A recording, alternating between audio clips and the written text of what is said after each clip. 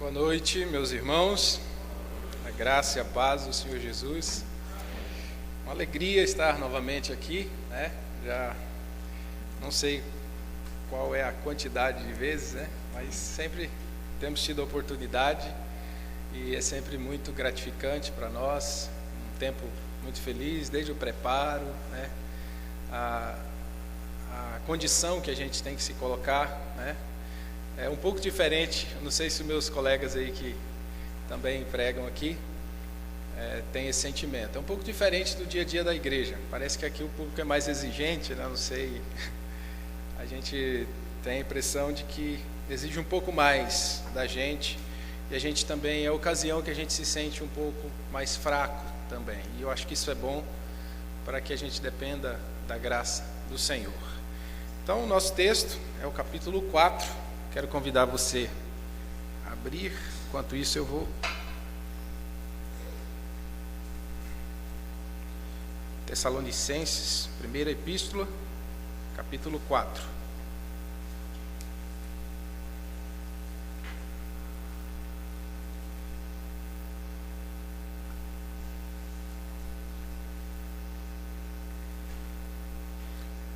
São 18 versículos.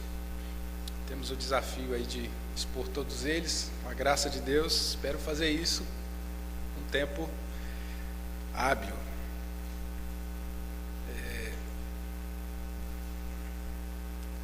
1 Tessalonicenses, capítulo 4. Diz assim a palavra do Senhor: Finalmente, irmãos, nós vos rogamos e exortamos no Senhor Jesus, que como de nós recebestes, quanto à maneira por que deveis viver e agradar a Deus, e efetivamente estáis fazendo, continueis progredindo cada vez mais, porque estáis inteirados de quantas instruções vos demos da parte do Senhor Jesus, pois esta é a vontade de Deus, a vossa santificação, que vos abstenhais da prostituição, que cada um de vós saiba possuir o próprio corpo em santificação e honra, não com o desejo de lascívia, como os gentios, que não conhecem a Deus, e que nessa matéria ninguém ofenda nem defraude a seu irmão, porque o Senhor, contra todas estas coisas, como antes vos avisamos e testificamos claramente, é o vingador, porquanto Deus não nos chamou para a impureza, e sim para a santificação. Dessarte, quem rejeita essas coisas não rejeita o homem, e sim a Deus, que também vos dá o seu Espírito Santo. Versículo 9. No tocante ao amor fraternal, não há necessidade de que eu vos escreva, porquanto vós mesmos estáis por Deus instruídos, que deveis amar-vos uns aos outros, e na verdade estáis praticando isso mesmo, para com todos os irmãos em toda a Macedônia. Contudo, vos exortamos, irmãos, a progredirdes cada vez mais e a diligenciardes por viver tranquilamente, cuidar do que é vosso e trabalhar com as próprias mãos, como vos ordenamos, de modo que vos porteis com dignidade para com os de fora, e de nada venhais a precisar. Não queremos, porém, irmãos, que sejais ignorantes com respeito aos que dormem, para não vos entristecerdes como os demais que não têm esperança. Pois se cremos que Jesus morreu e ressuscitou, assim também Deus, mediante Jesus, trará em sua companhia os que dormem. Ora, ainda vos declaramos por palavra do Senhor, isto, nós os vivos, os que ficarmos até a vinda do Senhor, de modo algum precederemos os que dormem. Porquanto o Senhor mesmo, dada a sua palavra de ordem, ouvida a voz do arcanjo e ressoada a trombeta de Deus, descerá dos céus, e os mortos em Cristo ressuscitarão primeiro. Depois nós, os vivos, os que ficarmos, seremos arrebatados juntamente com eles, entre nuvens, para o encontro do Senhor nos ares, e assim estaremos para sempre com o Senhor. Consolai-vos, pois, uns aos outros com estas palavras. Vamos orar ao Senhor. Deus eterno, nós estamos diante da Tua palavra, Pai, magnífica, maravilhosa, palavra que nos instrui, que alimenta a nossa alma, o pão da vida, palavra que nos traz o ensino da salvação. Obrigado, Deus, por termos esse grande privilégio e nessa noite podermos meditar nesse capítulo das Sagradas Escrituras, que o Senhor inspirou os Teus servos no passado e proveu tudo para que fosse preservado e chegasse até nós, porque certamente são necessárias a nós essas porções, ó Deus, da Tua palavra, para que nossa alma seja alimentada, para que nós vivamos instruídos, ó Deus, na vontade bendita e maravilhosa do Senhor. Especialmente, ó Deus, para que tenhamos esperança de vida e vida eterna. Que o Senhor fale a cada coração, que o Teu Espírito nos anuncie a vontade do Senhor, unicamente ela, que o Senhor venha usar-me como Teu vaso, instrumento em Tuas mãos, para ser um canal de transmissão da vontade do Senhor nessa noite. A nossa oração, no nome de Jesus. Amém.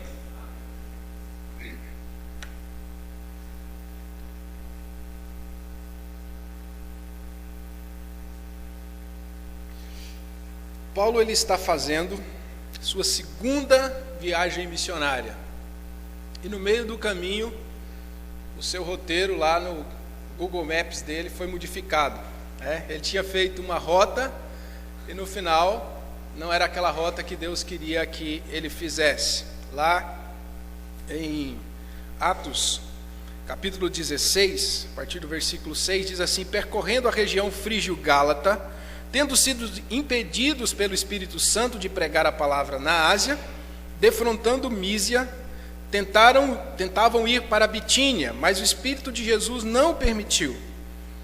E tendo contornado Mísia, desceram a Troade. À noite sobreveio a Paulo uma visão, na qual um varão macedônio estava em pé e lhe rogava, dizendo: passa a Macedônia e ajuda-nos. Assim que teve a visão, imediatamente procuramos partir para aquele destino, concluindo que Deus nos havia chamado para lhes anunciar o Evangelho. Então, o projeto de Paulo era trabalhar na Ásia, e Deus o manda para a região chamada Macedônia, através dessa visão de um varão macedônio que clamava: passa a Macedônia e ajuda-nos. Macedônia era uma província do Império Romano, e Tessalônica era a capital dessa província. Em palestras anteriores, os irmãos já puderam ver bastante informação acerca do contexto que envolvia essa epístola, certo? Essa região faz parte do que é hoje a Grécia. Cidades como Filipos, Anfípolis, Apolônia, Neápolis também faziam parte dessa província da Macedônia. E a igreja de Tessalônica, ela foi fundada pelo apóstolo Paulo exatamente nessa segunda viagem missionária. Está registrado no capítulo 17 de Atos. Só que ali, durante 3 semanas, 3 sábados, o pastor Jacques falou isso ontem, ele pregou ali na sinagoga e logo já os judeus religiosos levantaram um motim, e contrataram lá, arrumaram falsos caluniadores para acusar a Paulo e Silas de coisas que eles não faziam e não estavam fazendo. Então a turba, o texto bíblico diz que a multidão se voltou contra eles e começaram a procurá-los, foram à casa de Jason, provavelmente era um convertido, no intento de encontrá-los ali, mas eles conseguiram fugir, tiveram que fugir, foram para Bereia e cidades posteriores, certo? E apesar de um curto período, foi um tempo hábil, Alguns estudiosos acreditam que talvez ele ficou um pouquinho mais, isso ficou registrado, mas foi um tempo hábil para dar um pontapé inicial no discipulado da igreja ali naquele lugar. Então a igreja ficou plantada. Posteriormente, Paulo está em Corinto e ele recebe a visita de Timóteo, seu pupilo, que foi enviado até Tessalônica para saber de notícias daqueles irmãos e também reimprimir o evangelho ali na mente deles. E Timóteo traz boas notícias, Chega para Paulo, refrigera o coração pastoral dele, e ele então fica aliviado, feliz. Então logo na sequência ele envia essa carta em resultado ao relatório que Timóteo trouxe e também no objetivo de trazer e reafirmar algumas informações que ele tinha preparado e o Espírito Santo lhe conferiu para essa igreja. Então, o conteúdo dessa carta basicamente está dividido em 4 partes. Ela tem um prefácio e uma saudação, né? Depois, ministério de Paulo em Tessalônica. Depois, diversas exortações a partir do capítulo 4, que nós vamos entrar hoje, certo? E termina com uma saudação e bênção. Então, se nós imaginarmos essa epístola como uma montanha, nós estamos no topo do monte, hoje a gente vai começar a descer. Já estamos na parte final dessa epístola, já está caminhando para a conclusão. Então, até aqui Paulo tratou de testemunho, o testemunho pessoal dele, a experiência da igreja, a experiência de Timóteo indo ali, e todo o sentimento de gratidão, de bênção do que Deus estava fazendo na vida daquela igreja. Agora Paulo ele quer então transmitir algumas informações de cunho prático, teológico também, para que aquela igreja continuasse vivendo nos caminhos do Senhor. Muito interessante que era uma igreja, você lê toda a carta e não tem impressão de grandes pecados, de problemas tão graves ali. Ao contrário, você tem a impressão de que eram crentes muito aguerridos, fiéis e obedientes à palavra do Senhor. Mas ninguém é tão bom que não precise melhorar, não é assim? Então, a instrução do apóstolo, ela vai exatamente nessa tônica de que eles ainda se tornassem um pouco melhores. No capítulo 4, eu vou dividir a nossa prédica em 3 ênfases. Na primeira parte, santidade. Depois, nós vamos falar sobre uma vida de modéstia e esperança. Então, santidade, modéstia e esperança. São 3 palavras que nós vamos trabalhar, que eu creio que resumem o conteúdo desse capítulo 4. Então, primeiramente, santidade. Então, se você observar, o texto está bem dividido aí na sua Bíblia, né? Vai do versículo 1 ao versículo 8, até o título sugerido, exortação à prática de santidade. Como que nós podemos viver santidade em nossa vida? Qual era o desafio daquela igreja para viver em santidade, mediante o que eles já haviam aprendido do apóstolo Paulo, e agora ele reafirma, ele ensina novamente. Paulo ensina aqui que santidade é resultado de instrução e obediência à palavra de Deus. É ouvir, é aprender e colocar em prática. Não basta ouvir, entender e não praticar. E também não tem como praticar sem conhecer. Se você quer viver santidade, você precisa entender qual é a boa, perfeita e agradável vontade de Deus. E prestar sentido a essa vontade. No seu dia a dia, buscar viver e obedecer. Vejam que ele começa esse capítulo 4 usando essa partícula, esse conectivo, finalmente, mostrando exatamente esse caráter de conclusão agora do assunto. Depois de tudo que nós vimos, rememoramos as coisas boas, vamos dar agora um checklist final para fecharmos a nossa carta. Então ele muda de assunto e agora ele vai exortar, trazer ensinamentos a essa igreja. A exortação dele está embasada no ensino que já haviam recebido. Não há uma mutação na vida cristã, de forma que ontem vivemos uma coisa, santidade era uma coisa, anteontem foi outra coisa, hoje é outra e amanhã será outra coisa diferente. Há um tempo atrás as pessoas tinham um conceito de pecado muito equivocado, pecado tipo assim, aqui é pecado, lá não é, ou no passado não era, agora é.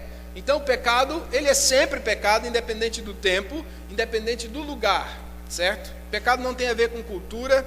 Você é pecado aqui, é no Japão, é na África, é na América do Norte, em qualquer lugar. E se é pecado hoje, também era no tempo de Adão, foi no tempo de Cristo e será até o último dia. Então, Paulo não muda o discurso, não muda o ensino, e se ele quer falar de santidade, ele na verdade quer rememorar coisas que ele já havia ensinado, para trazer a esses irmãos o desafio de continuar praticando, certo?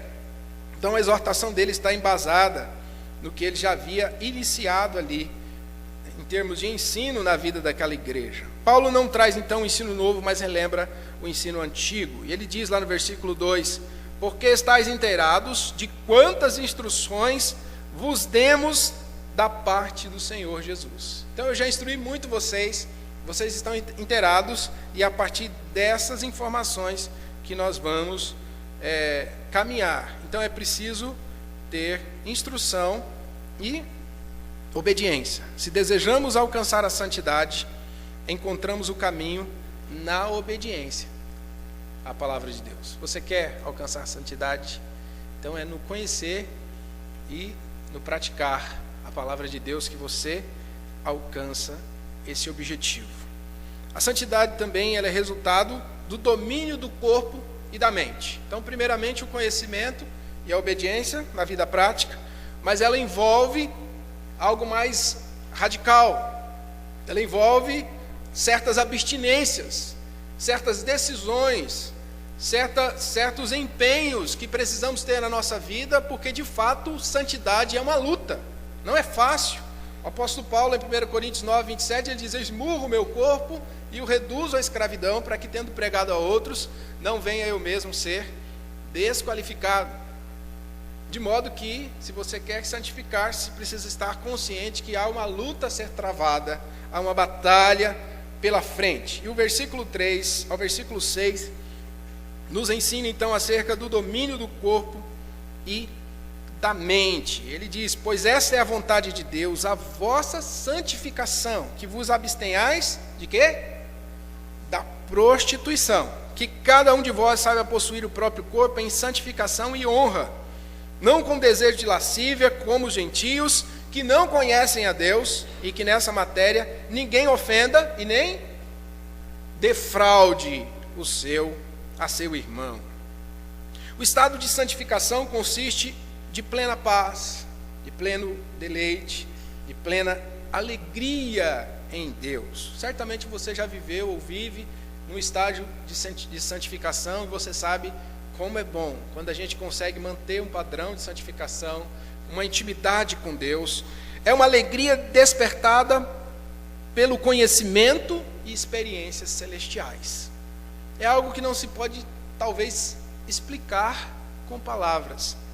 O sentimento que resulta no coração do crente, do salvo, quando ele consegue, então, manter uma progressividade ou fazer a manutenção da sua vida de santificação. É algo que todo cristão deve desejar, ansiar. Então ele desafia aquela igreja para que eles se abstenhassem da prostituição. Essa palavra prostituição, ela traduz a palavra grega porneia. Só que a palavra porneia, ela tem um significado mais amplo, é um leque um pouco maior do que prostituição. Prostituição é uma das formas, uma das expressões de porneia, mas existem muitas outras práticas que envolvem porneia.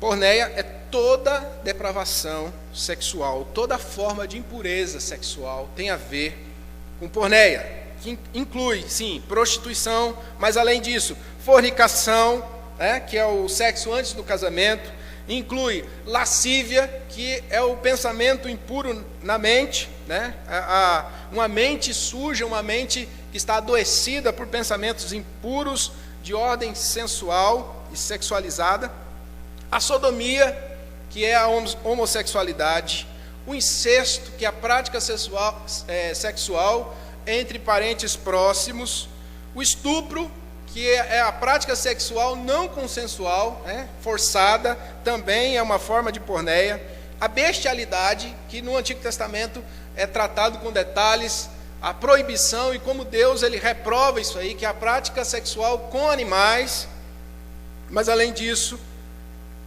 a poligamia, que é o casamento com mais de uma pessoa, a pornografia, que é o sexo com os olhos, tudo isso é porneia. Então, quando Paulo ele está falando àquela igreja, ele diz: vos abstenhais de toda forma de impureza sexual. E se nós queremos manter a santidade, nós precisamos estar antenados em relação a isso. Essa forma de vida é própria de ímpio. Aqui ele claramente declara isso. Não um padrão peculiar de um verdadeiro crente viver na porneia, na prática de impurezas sexuais. Quem conhece a Deus não deve viver assim. Então, como crentes, como servos do Senhor, como liderança, nós precisamos tomar muito cuidado.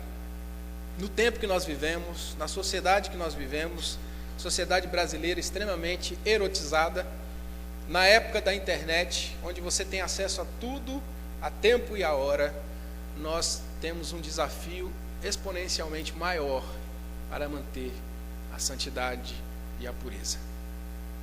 E nós precisamos saber que Deus, Ele não se agrada disso.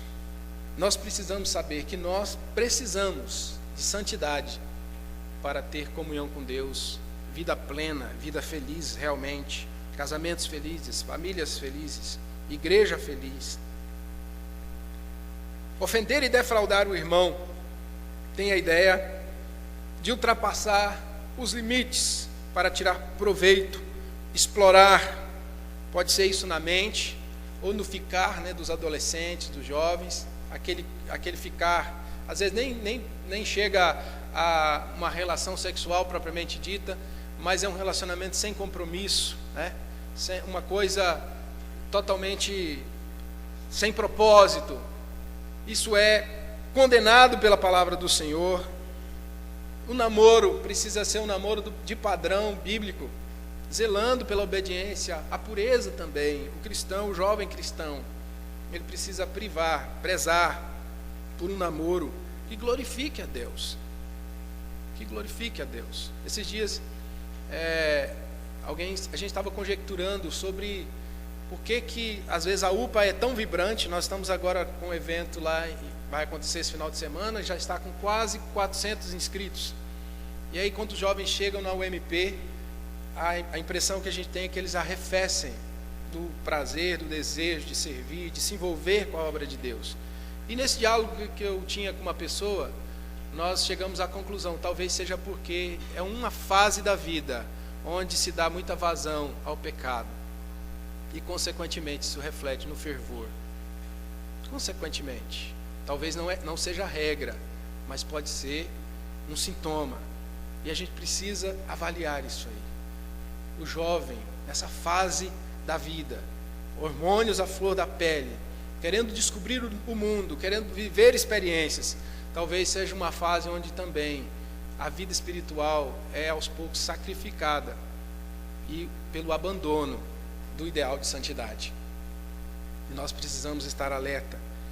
O Senhor adverte a sua igreja acerca disso. Jovens namorados, adolescentes, precisam estar atentos. Santidade também é para vocês, não é só para os vozinhos da igreja, as irmãs da SAF, os irmãos da UPH, é para todos, todas as fases, até mesmo as crianças, e muitas delas estão tendo contato com pornografia através da internet, do celular. Nós, como pais, precisamos estar atentos a isso, para preservar a mente e o coração dos nossos filhos e ser totalmente destruídos por Satanás com informações que não lhes fazem bem algum.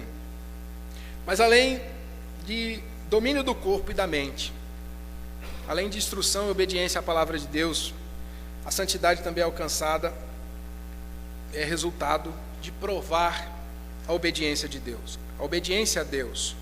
Eu gostaria que os irmãos lessem aí o versículo 6 ao versículo 8, por favor, todos juntos.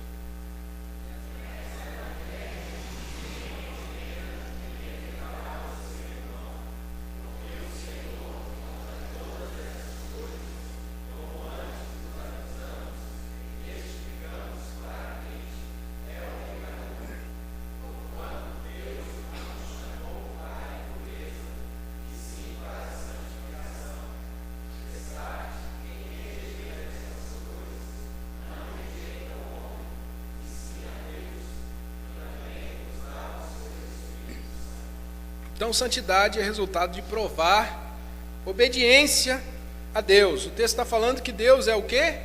O vingador. Então, quando nós relaxamos ou tratamos essas coisas como normais, vamos levando, deixa como está para ver como fica, nós precisamos ter a consciência que nós vamos sentir o peso da mão de Deus sobre nós, a nos penalizar pelos nossos pecados. Deus é o vingador contra todos os pecados sexuais. E se você observar claramente nas Escrituras, você vê que há um grau de seriedade. A gente fala, não existe pecadinho e pecadão, todo pecado é pecado.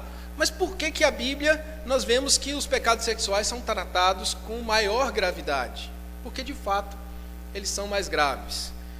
Dentre tantos argumentos que a gente aprende nas Escrituras, um deles, ou entre os estudiosos da Bíblia que meditam acerca desse tema, é porque os pecados sexuais são praticados no lugar que Deus escolheu para ser sua morada, que é o corpo. Então, por isso ofende tanto a Deus. É a casa, é a habitação do Espírito Santo. Uma vez eu estava aconselhando um jovem envolvido com homossexualismo, e ele falou, pastor, eu preciso conversar com o senhor. Ele não era da igreja, eu conheci na cidade, e nós sentamos, estávamos conversando, e ele falou, pastor, eu não estou conseguindo dormir. À noite eu vejo assombração, monstro de todo jeito. E aí comecei a falar, inquiri-lo sobre a vida, como andava a vida dele. Ele falou, pastor, não está bem. Aí ele foi aos poucos soltando, eu não quis entrar em detalhes, acerca de como ele levava a vida dele, mas eu sabia que era uma vida extremamente promíscua. E eu falei para ele, assim, o seu corpo é templo do Espírito Santo. Tá, obrigado. É o lugar que Deus escolheu para ser a morada dele. Mas se você abrir as portas para se tornar um galinheiro, por exemplo, não vai ser um lugar adequado para Deus habitar. A vida da gente é assim. Se nós abrimos o nosso coração, a nossa vida, para toda forma de sujeira e imoralidade, se torna um lugar impróprio para a habitação do Espírito Santo. O nosso coração, a nossa mente, ao invés de ser tomado por coisas boas e agradáveis a Deus, aos poucos vão sendo tomados por coisas nocivas, funestas, que vão nos matando, vão nos sufocando, vão tirando a nossa alegria, a nossa paz, o nosso prazer de viver. Então, Deus é o vingador, a gente precisa saber disso e sermos vigilantes, porque certamente todos nós somos tentados nisso. E Deus quer, o objetivo, o alvo do Senhor para a nossa vida é a nossa santificação. Rejeitar, obedecer à vontade de Deus declarada na sua palavra é o mesmo que rejeitar o próprio Deus. Não é isso que o texto está dizendo aí?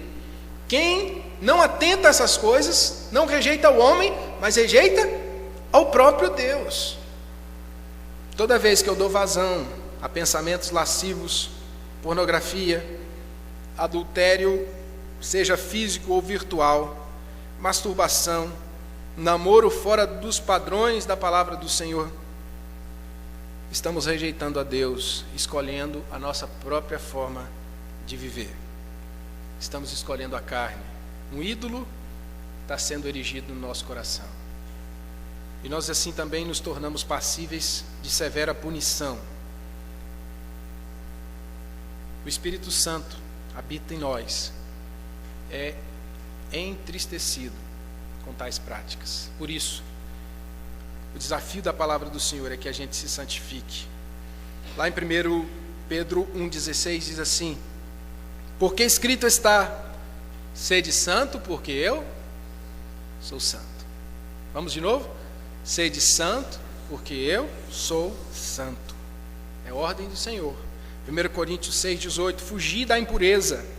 Qualquer outro pecado que uma pessoa cometer é fora do corpo, mas aquele que pratica imoralidade peca contra o próprio corpo. Por isso é tão grave. Efésios 4,30, e não entristeçais o Espírito de Deus, no qual fostes selados para o dia da redenção. Então o Espírito Santo se entristece quando nossa vida, nosso padrão de santidade não agrada a Deus. Com a aplicação dessa primeira palavra, abrace a palavra de Deus como normativa para a sua vida. Não apenas como algo que você conhece, fica no campo cognitivo, mas que a palavra de Deus seja norma mesmo, seja a sua regra de fé e de prática, seja o seu anelo, seja o seu ideal de viver. Busque conhecer o padrão de santidade de Deus revelado em sua palavra. O padrão de Deus é muito maior do que o padrão relativizado do mundo, dessa época do não tem nada a ver, o que é que tem, só isso pode, né? E Deus está sendo ofendido. Tema ser castigado por Deus. Terrível coisa é cair nas mãos do Deus vivo. E a gente sofre como pastor. Quantas vezes a gente aconselha um jovem, um adolescente, a gente vê que está indo para um caminho triste e que vai colher duras consequências lá na frente. Às vezes não dão ouvidos. Ou até mesmo, já aconteceu comigo, de homens casados, mulheres, que não dão ouvidos ao conselho da palavra do Senhor, enveredam no caminho da impureza e sofrem duras penas, perdem a alegria, perdem a família, perdem a vida abundante, perdem a intimidade com Deus, a comunhão com o Senhor, às vezes a comunhão uns com os outros.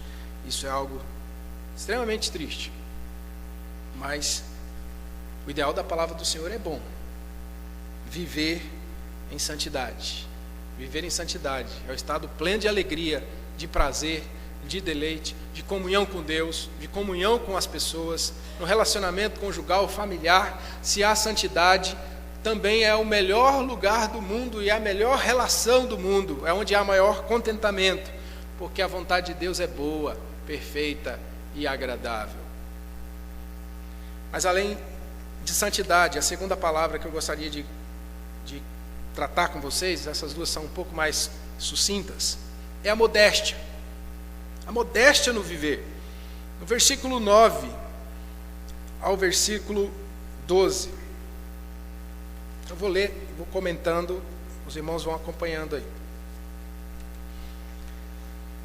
Paulo aqui, ele nos faz lembrar de um pai conversando com um filho muito obediente. Ele elogia, mas também dá um alerta para a possibilidade de ser ainda melhor. Olha lá o que ele diz: no tocante ao amor fraternal, não há necessidade de que eu vos escreva. Portanto, vós mesmos estáis inteirados de que por Deus, instruídos que deveis amar uns aos outros. E na verdade estáis praticando isso, mesmo para com todos em toda a Macedônia. Então, imagina aquele pai que chama um filho para bater um papo, tem um filho extremamente obediente, e é grato e feliz pelo filho que tem. É mais ou menos o sentimento do apóstolo Paulo. O que eu vou dizer para vocês? Quanto ao amor fraternal, nem era preciso que eu falasse, porque vocês já estão vivendo, o amor de vocês está sendo reconhecido, a comunhão de vocês por toda a Macedônia. Mas eu vou falar ainda alguma coisa. Então, o que Paulo deixa novamente impresso para eles, relembrado: o amor deve nutrir os relacionamentos. Versículo 9. Nossos relacionamentos devem ser nutridos pelo amor. Se nós queremos, de fato, viver uma vida modesta, devemos amar verdadeiramente como Cristo amou. Aprender a perdoar, né? Chega aquela história de crente que não perdoa, que vive na igreja sem falar um com o outro. Isso não é agradável, isso não traz felicidade, isso não traz qualidade de vida cristã, isso não traz vida abundante. Se nós queremos viver bem, se nós queremos caminhar até que Cristo venha, sendo igreja de Cristo, precisamos ter amor uns com os outros, apesar das diferenças. Então o amor, ele é o tempero, é o elemento indispensável dos nossos relacionamentos. A comunhão desses irmãos, ela tinha proporções de larga escala, porque por toda aquela região, né, como diz aí, toda a Macedônia, se ouvia falar da comunhão daqueles irmãos.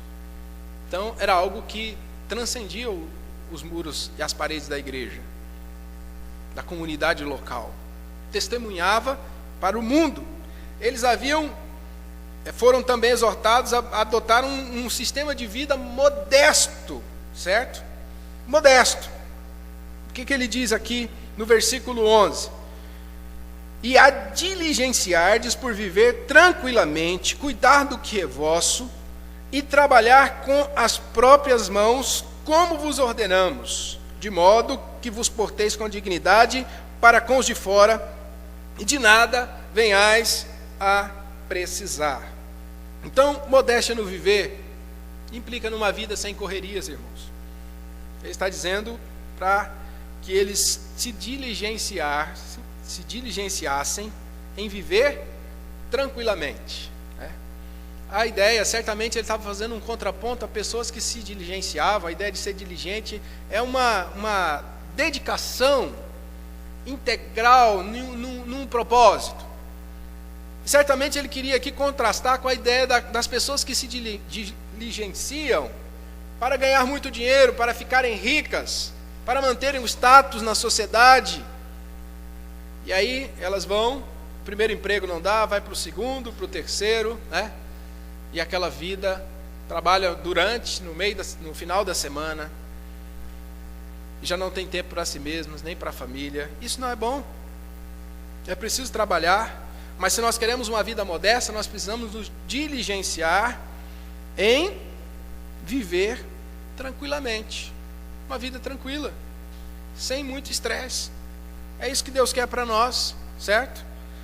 O senso de mordomia cristã é o padrão de equilíbrio, né? Nós não somos donos de nada, mas Deus tem nos confiado muito. E aquilo que Ele nos confiou, nós vamos cuidar bem, sempre no objetivo de promover a glória dEle, destituindo de toda a ganância do coração, um pensamento egoísta. Não é assim que nós devemos viver, mas realmente no senso de que nós somos mordomos. É preciso sim nos dedicarmos ao trabalho. Veja que ele diz que nós temos que nos diligenciar para viver tranquilamente, mas isso não significa vida ociosa, de preguiça. É preciso sim trabalhar. Aqui ele diz: cuidar do que é vosso, trabalhar com as próprias mãos, como vos ordenamos, de modo que vos porteis com dignidade para com os de fora, de nada venhais a precisar. Então, isso vai gerar testemunho, suprimento, conforto na sua vida, na sua família.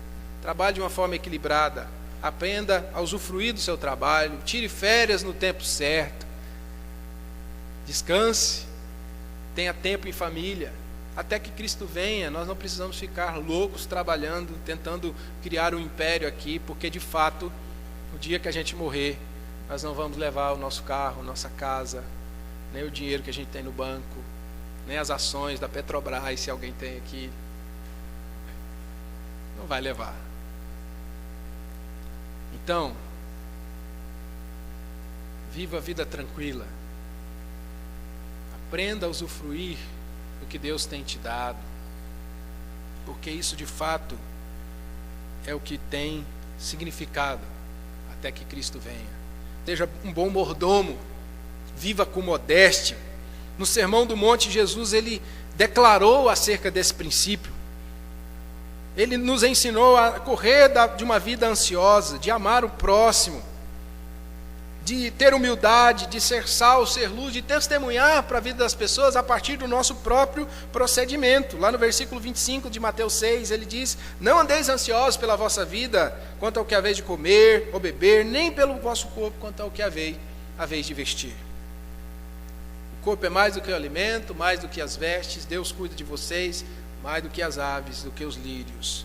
O Salmo 131 também nos dá uma lição maravilhosa. Salmo 131 diz assim: Senhor, não é soberbo o meu coração, nem altivo o meu olhar. Não ando à procura de grandes coisas, nem de coisas maravilhosas demais para mim. Pelo contrário, fiz calar e sossegar a minha alma, como criança desmamada se aquieta nos braços de sua mãe. Como essa criança é minha alma para comigo. Espera, ó Israel, no Senhor, desde agora e para sempre. Isso é vida modesta. Vida de quem trabalha, mas também quem confia em Deus. Quem sabe ganhar, mas também sabe gastar. Também sabe guardar. Não é preso, não é dominado por mamon. mas a hora que ele precisa e tem necessidade, ele tem inclusive com que acudir o necessitado. Esse é o ideal de vida para o cristão. Nem é uma vida miserável, nem é uma vida de opulência, é uma vida de modéstia, até que Cristo venha. Todas as nossas necessidades são supridas e o Senhor nos promete isso. Em último lugar, para nós vivermos até que Cristo venha, além de santidade e modéstia na vida, nós precisamos de esperança. E aqui introduz a parte escatológica que o pastor Alberto está ali, amanhã vai concluir. Ele vai falar sobre a realidade da morte. E a morte, alguém já disse que é o maior medo da humanidade. Então é um assunto que tem a ver com a gente. Embora cause medo, né? Não sei se aqui alguém tem medo da morte, eu acho que não, né? Ninguém tem, né? Quem não tem, né, irmãos? Irmãos, um dos ministérios que Deus me deu foi de cuidar de idosos. E é uma luta quando tem idoso que tem medo da morte. Eu já lidei com casos de... Tinha uma irmãzinha, lá em Nova União, na época que eu estava no seminário. A gente ia visitar, toda vez que eu ia visitar, ela queria saber sobre a morte, sobre como que era depois e tal. Acho que ela estava virando teóloga já nesses assuntos, porque ela tinha um medo de morrer. Mas o Senhor foi consolando ela, já está com Cristo. Agora ela já sabe, né, como é. Está melhor do que a gente aqui. A realidade da morte e o que se pensa a respeito do que vem após a morte é um tema controverso na história da humanidade, talvez porque a morte seja a experiência mais triste na vida da maioria das pessoas. De fato é, né? Não há uma experiência tão dolorosa como perder um ente querido, um amigo, um filho, uma esposa, esposo, pai, certo? Ao longo da história, várias concepções, várias correntes de pensamento já houveram acerca do que vem a ser e do que virá após a morte. Tem a linha do materialismo, que crê que com a morte tudo acaba, certo? Então, o que é físico é resultado da obra natural, é obra da natureza, explosão, Big Bang, evolução das espécies, morreu, acabou. Não tem nada a prestar contas, não tem nada depois. Esse é o materialismo. O espiritualismo já vê diferente, crê nas sucessíveis reencarnações. Então, morreu aqui, reencarna ali, morre lá, reencarna lá, e vai. Então, outra linha de pensamento também, né, extremamente triste, né, sem esperança. Materialismo sem esperança. Se a nossa experiência, se a nossa esperança em Cristo se limita apenas a esta vida, somos os mais infelizes de todos os homens. Mas se também se limita a uma outra vida que vai finalizar para gerar uma outra vida infeliz, pagando os karmas do lado de cá, do lado de lá, que ainda vai ver de novo, isso é algo extremamente triste, deprimente. Graças a Deus que a palavra do Senhor não ensina isso. Aí também tem o pensamento romanista da doutrina do purgatório, que entende que depois da morte você vai continuar pagando pecados que cometeu do lado de cá e até chegar a um estágio de plena purificação, gozo e deleite. O adventismo, que defende a ideia do aniquilacionismo para os ímpios e do sono da alma para os salvos. Então, morreu, é ímpio, pagou a velhinha, acabou. Morreu, é salvo, a alma fica dormindo até o dia final. Então, esse é outro pensamento. Qual sentimento deve permear nossos corações quando colocamos o corpo de alguém tão próximo, tão amado, em uma cova fria ou em um jazigo do cemitério? Tessalônica era uma cidade grega e os gregos eles não criam na ressurreição do corpo, porque para eles aquela ideia dualista, né, de que o corpo é mau, o espírito é bom. Então para eles o corpo era a prisão da alma. Então quando morria libertou a alma, né? Então não havia essa história de ressurreição. Tessalônica é a capital da Macedônia e do Império Grego ali naquele tempo, já passado era Império Romano, mas toda a cultura grega.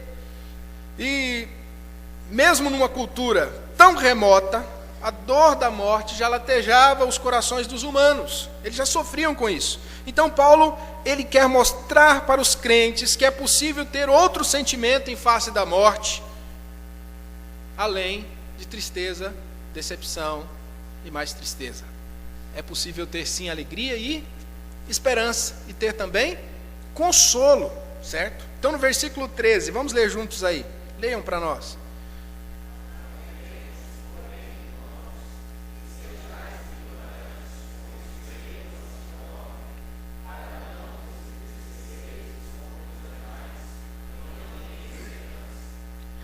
A palavra dormir refere-se à morte, é um eufemismo, né? Uma forma branda de falar, igual falar, se fulano foi dessa para melhor, né? Então fala, fulano está dormindo, né? Então Paulo diz, não queremos que sejais sem esperança em relação aos que dormem. Mas não estava falando do vô, da avó que está dormindo lá em casa, no quartinho, com o ar-condicionado. Está falando de alguém que morreu, certo? Morreu.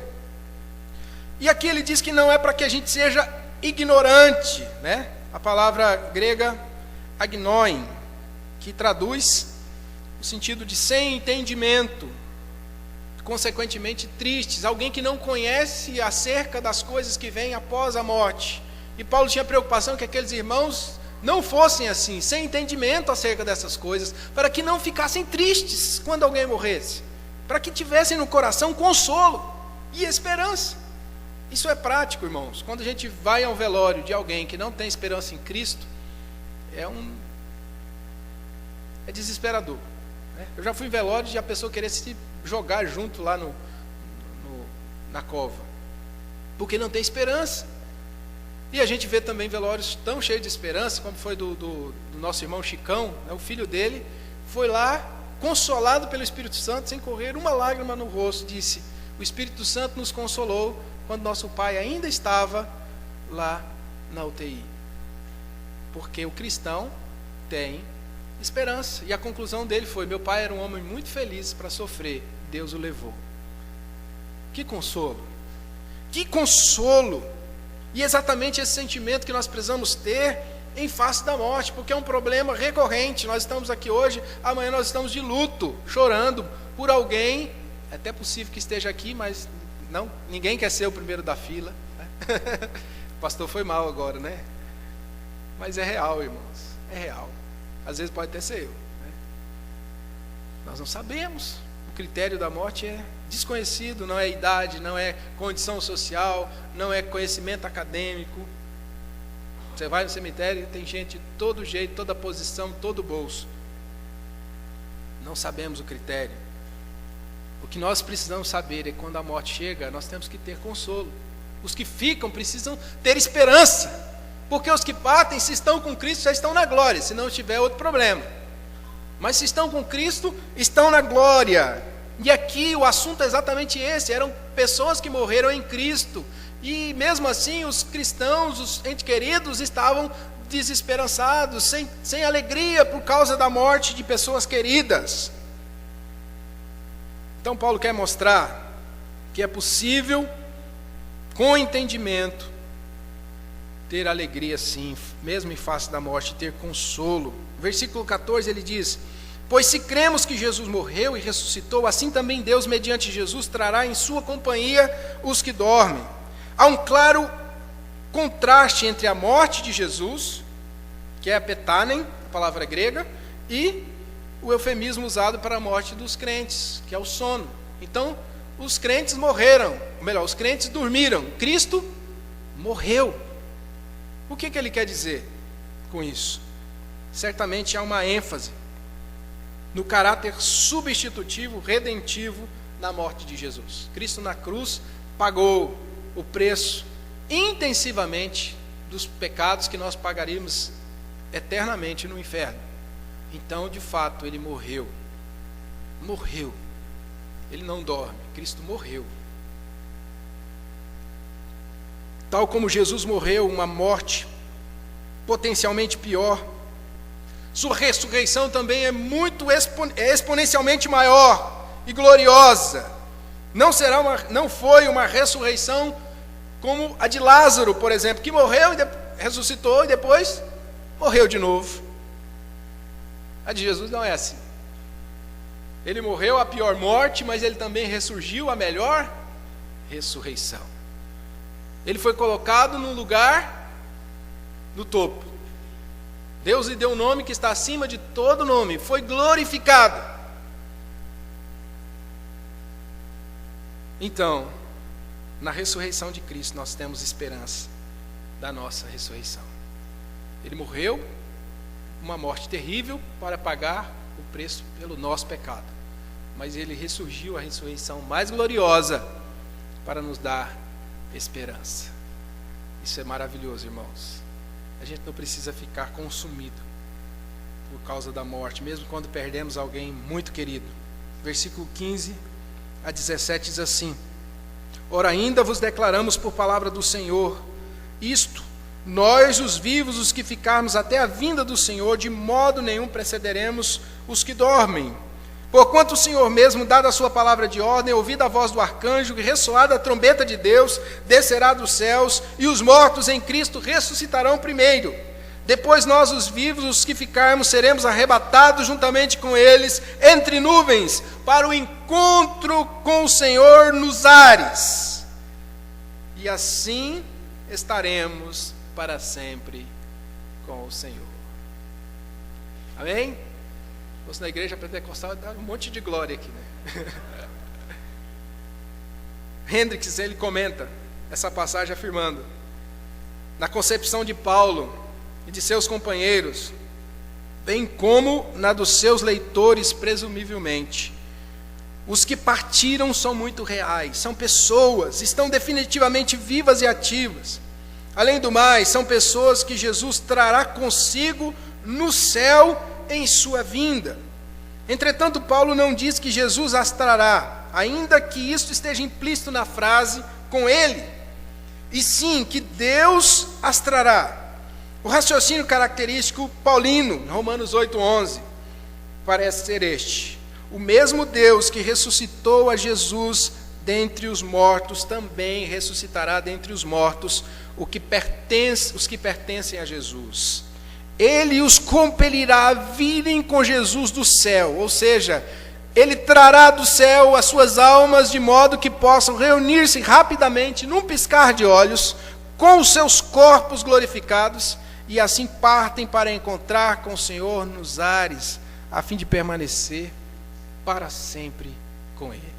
Essa é a interpretação do Hendricks dessa passagem. E aqui nós vemos claramente uma ordem de acontecimentos.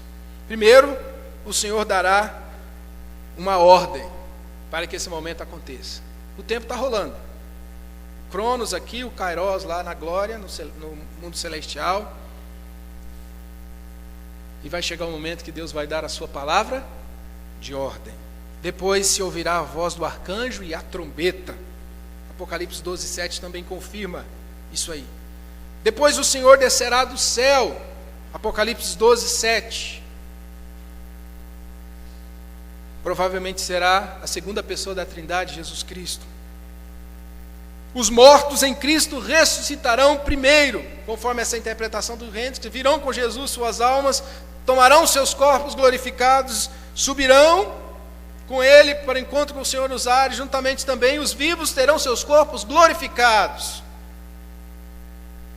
Então nós, os vivos que ficarmos, seremos arrebatados juntamente com eles, em nuvens, para encontrar com o Senhor nos ares, viver eternamente no novo céus e na nova terra. Deus vai realizar o juízo final e fará novas todas as coisas. Ele termina esse capítulo dizendo: consolai-vos com essas palavras. Aonde tem essa esperança? Em qual banco de universidade você tem essa esperança? Em qual empresa multinacional emergente você tem essa esperança? Em qualquer conquista desse mundo, qual delas te traz essa esperança? Em qualquer filosofia ou religiosidade nesse mundo que não tem a ver com o verdadeiro cristianismo, aonde nós encontramos uma esperança tão gloriosa como essa? Em lugar nenhum. Por isso, nós temos algo maravilhoso. E a gente deve se consolar. Preciosa é aos olhos do Senhor a morte dos seus santos.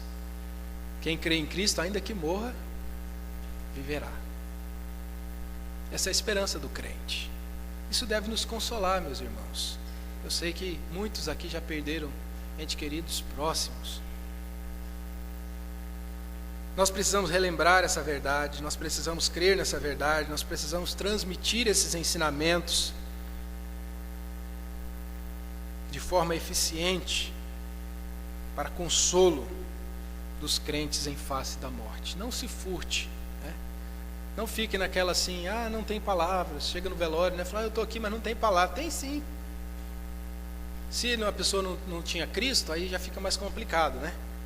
Mas se é um crente no Senhor Jesus, se durante a vida testemunhou, os seus frutos confirmavam uma salvação em Cristo, nós temos consolo. E aqui o texto está ensinando, não é pecado você dizer que um crente fiel foi para a glória. Paulo está afirmando isso. E ele está dizendo que a gente também pode fazer. Se estava salvo em Cristo, nós podemos nos consolar, porque foi para a glória com o Senhor. E o que virá para eles e para nós é algo maravilhoso. Lá em Tito 2,13 diz assim, aguardando a bendita esperança e a manifestação da glória do nosso grande Deus e Salvador Jesus Cristo. E um texto que eu amo, né? Foi o texto da minha dissertação do mestrado, Apocalipse 21. Vi novo céu e nova terra, pois o primeiro céu e a primeira terra passaram, e o mar já não existe. Vi também a cidade santa, a nova Jerusalém, que descia do céu da parte de Deus, ataviada como noiva adornada para o seu esposo. Então ouvi grande voz divina do trono, dizendo, eis o tabernáculo de Deus com os homens. Deus habitará com eles. Eles serão povo de Deus, e Deus mesmo estará com eles. E lhes enxugará dos olhos toda lágrima, e a morte já não existirá.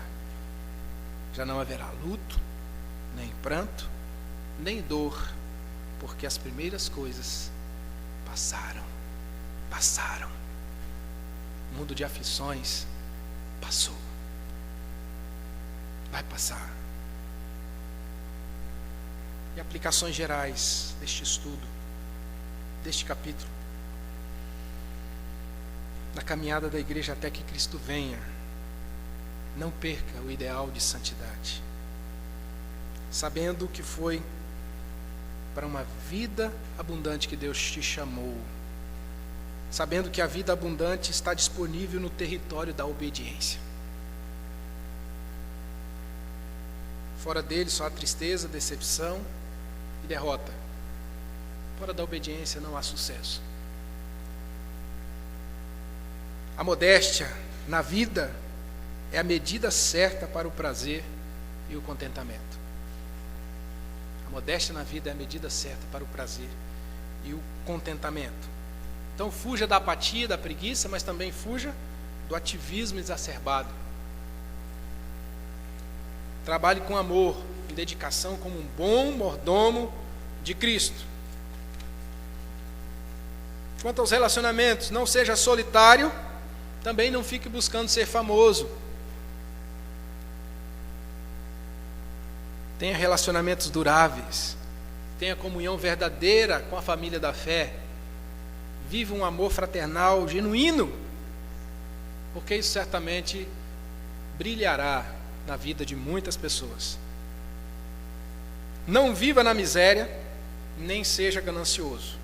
Na miséria por ter preguiça e ser ganancioso por querer demais. Tenha o senso de modéstia, de equilíbrio. Viva com os olhos focados na eternidade. A Bíblia dá vários conselhos para a gente vencer as provações e as lutas dessa vida, olhando para a eternidade, pensando nas coisas lá do alto.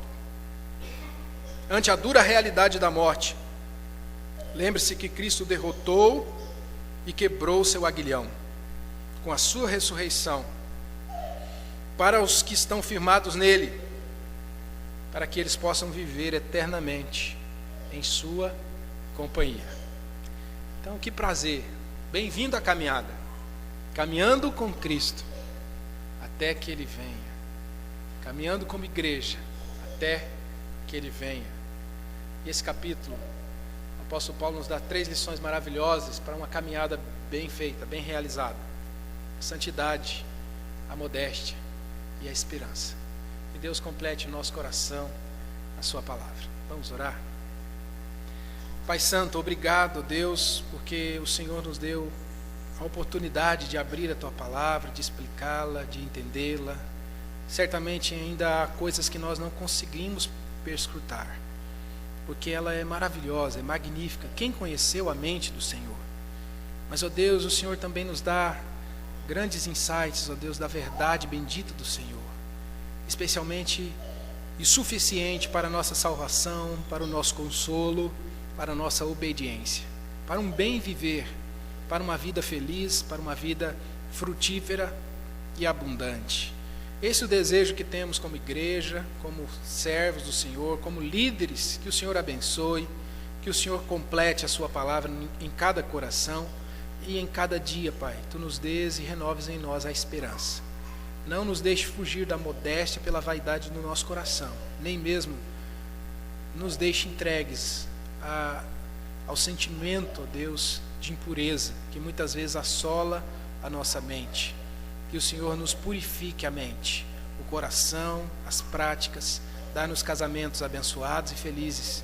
Dá-nos vidas tranquilas, famílias abençoadas pelo Senhor. É a nossa oração no nome de Jesus. Amém.